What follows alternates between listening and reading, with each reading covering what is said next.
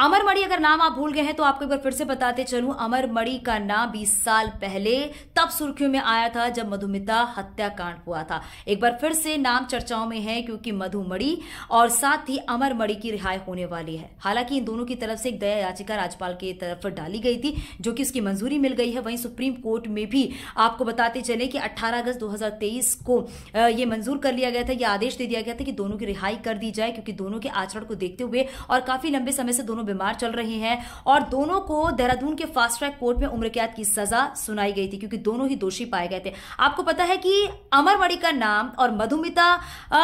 का नाम जो है वो किस तरीके से सुर्खियों में आया था, ये जानना बेहद जरूरी है। तो आपको बताते चलें, अमरमणि जो कि बीएसपी सरकार में मंत्री हुआ करते थे और मधुमिता जो कि कवित्री हैं, इन दोनों की मुलाकात एक मंच पर होती है जहां पर दोनों के बीच करीबियां बढ़ती चली जाती हैं और करीबियां इतनी बढ़ती चली जाती हैं कि उसके बाद मधुमिता जो है वो प्रेग्नेंट हो जाती हैं और 7 महीने का बेबी उन्हें होता है। लेकिन अमरमणि की तरफ से बार बार ये फोर्स किया जाता है कि वो बच्चे का अबॉर्शन करवा दे, लेकिन मधुमिता की तरफ से इस बात को लेकर साफ तौर पर इनकार कर दिया जाता है। उसके बाद अमरमणि और उनकी पत्नी मधुमणि की तरफ से साजिश रची जाती है और फिर उसके बाद 9 मई 2003 को मधुमिता की हत्या कर दी जाती है।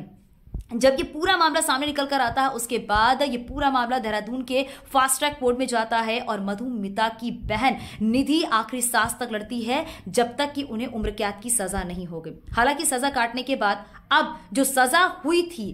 अमरमणि और मधुमणि को, उससे पहले ही सुप्रीम कोर्ट की तरफ से रिहाई के आदेश सामने आ चुके हैं। दरअसल रिहाई की बात इसलिए सामने आई है क्योंकि दोनों के आचरण को देखते हुए रिहाई की मंजूरी दे दी गई है। लेकिन अब निधि जो कि मधुमिता की बहन है, उसने एक वीडियो जारी किया है, उसमें साफ तौर पर यह कहा है कि सरकार को भ्रमित किया जा रहा है और इस रिहाई पर तब तक रोक लगाई जाए जब तक कि सुप्रीम कोर्ट की तरफ से कुछ सुनवाई नहीं हो जाती। हालांकि देखने वाली बात यह हो जाती है कि सुप्रीम कोर्ट की तरफ से क्या टिप्पणी सामने निकल कर आती है, क्या कोई और बातें सामने निकल कर आती है या फिर सुप्रीम कोर्ट की तरफ से जो 18 अगस्त 2023 को रिहाई की बात सामने आई उसे माना जाएगा। आपको बताते चले,